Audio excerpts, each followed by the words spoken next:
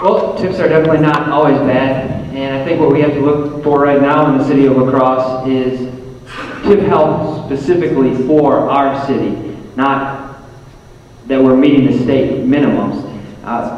Tips have been going on here for a long time. Pat Zilke had tips when he was in. Menninger started tips. There's always been tips here, and a lot of those were very good tips.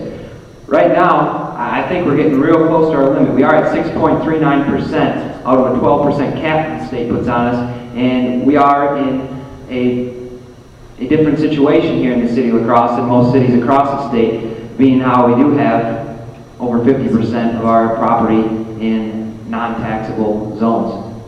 They belong to tax-exempt entities. So we've definitely got to consider that when we're moving forward with the rest of these tips. When we start artificially providing incentives for companies to come in, which isn't always a bad thing, we've got to be very careful that we're overriding the free market system where people aren't taking large risks to make investment. That risk is riding on the back of the taxpayers, and if these companies that we are investing in that are providing jobs, and we do appreciate that, if they do go under, which is happening in the surrounding area, and we in the Midwest tend to lag what the surrounding coasts do, so we'll lag a little bit behind. If they do run into trouble, then we're going to be stuck with a big bill for these companies that we made investment for, and we don't have jobs coming in if they do leave. So we've got to be very careful there, and I do think we're real close to our limit right now on tips in the city of La Crosse. I'd support a standardization of tips because tips that we've given away to a lot of companies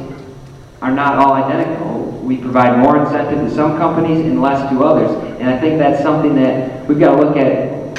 Who's making that decision? And right now the council approves that, but I know for a fact that the council doesn't always know every detail of that tip. I've gone through, I've sat in council meetings, and a lot of council members, quite frankly, are confused as to the details, and they don't always receive all the information with enough time so they can disseminate all that information and know exactly what is going on. So, in short, in the city of La Crosse, we've got to make sure that we're informing our council members, and they do know all the details for each of these TIF districts, and there should be standards for all those TIF districts, so we're not providing more incentive to one company and less to another when they should all be treated equally.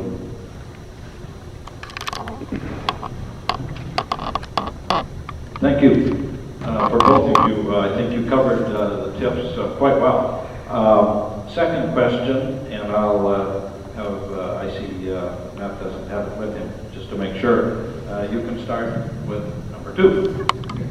I'll go ahead and read the question, number 2, for everybody out there. Most people feel that property taxes are too high. What are your plans on spending, increased taxes, or holding the line on budgets?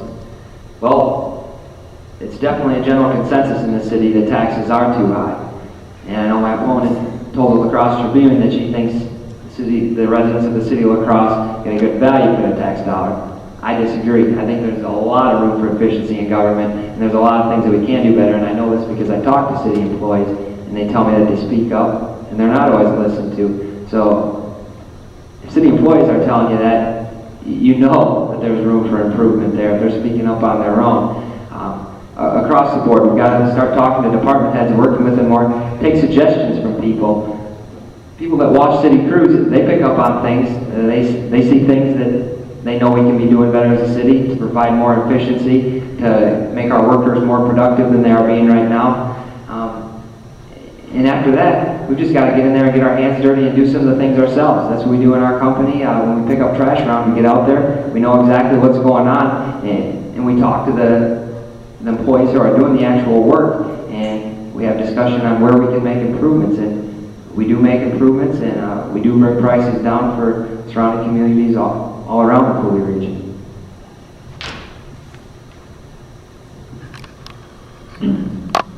I'm going to stay seated because I already feel like we're standing way above you. And even at City Council, if you've all been down there, I feel like we're always way far away from the people, and we're even farther here tonight. So at least I won't stand up over you. Taxes. When I campaigned years ago, I went to thousands of doors, and every door said taxes are too high. This is not a new subject for me, and it's not a new concern. I have a mortgage, and I pay big taxes. So I know what it's like, and I've lived all over the United States. And I gotta tell you, we've got a tax issue here. Now, it's not totally because spending is bad.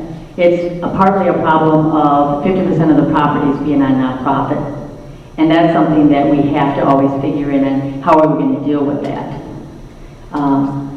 I had a press conference on Monday talking about investing in La Crosse and an action plan on the things that I would like to do immediately upon becoming mayor if I'm elected. Last year, because I have been concerned, I've been trying to work with the current administration, and one of the reasons I ran for mayor is because I didn't think we were getting to goals that I was hoping to accomplish. I did legislation that actually was bringing council members and department heads together to talk about what the problems and the issues are for the city and have some goals. People don't know this, but we actually don't ever do that. We just really meet in the chambers, and we don't have very many opportunities to actually talk to one another and do these kinds of things. So last September, we finally got together, and in the beginning of the day, everybody was pretty nervous. We don't normally work side by side with each other and share our viewpoints and thoughts. But we had a moderator, and through the day it got better and better and better. And by the end of the day, I have to tell you, it was the best event probably I've attended in my whole 4 years with the council. By the end of the day, we were looking at goals. We were looking at what should the vision of the city be, how can we bring everybody in, what are the things we do well. Contrary to what Mr. Harder said, values that we get are not the same as spending. It's a different thing. The values of the things we get, I think people are agreed upon. We have great schools, great parks. This is a beautiful place and a comfortable place to live. I've lived where we've had to pay for water, or garbage pickup was by 6 or 7 different suppliers, and so everybody's garbage trucks are going by with different names on them. So I understand when you don't have good services, or you couldn't drink the water, all sorts of different schools were the worst in the nation. I've lived in the South. So services and values are something that we want to provide, but how do we do it in an efficient way? When we left that day, we had the #1 goal was to look at different ways to tax so that the property tax owners that live in the city of La Crosse don't have the whole share of the burden for the county. That's currently the situation. You know, all of the services are in the community that we live in and pay property tax, where I'm assuming most of you are city residents. How do we work with that? What are the different things that we can do? And we were supposed to meet again in a couple of months, and that was not followed through on, and that would just be the current administration. And again, there's a reason that I ran against an incumbent for mayor when I was there. There are changes that I would like to see, and I know that I can accomplish those. Once the election takes place, if I'm the mayor and the new council, we will convene again, and we will start right away tackling these problems. That's the #1 issue I want to look at. The second one would be working with the economy and the problems that we're facing because of the change in the working environment here. And looking at the budget, I've said we will overhaul every budget. We will look for inefficiencies. We don't necessarily have to cut services. I've seen enough problems in different budgets that I think if we just became more efficient, we'd be able to keep the same services and just become more efficient about it. And we'll talk more about that in question #4.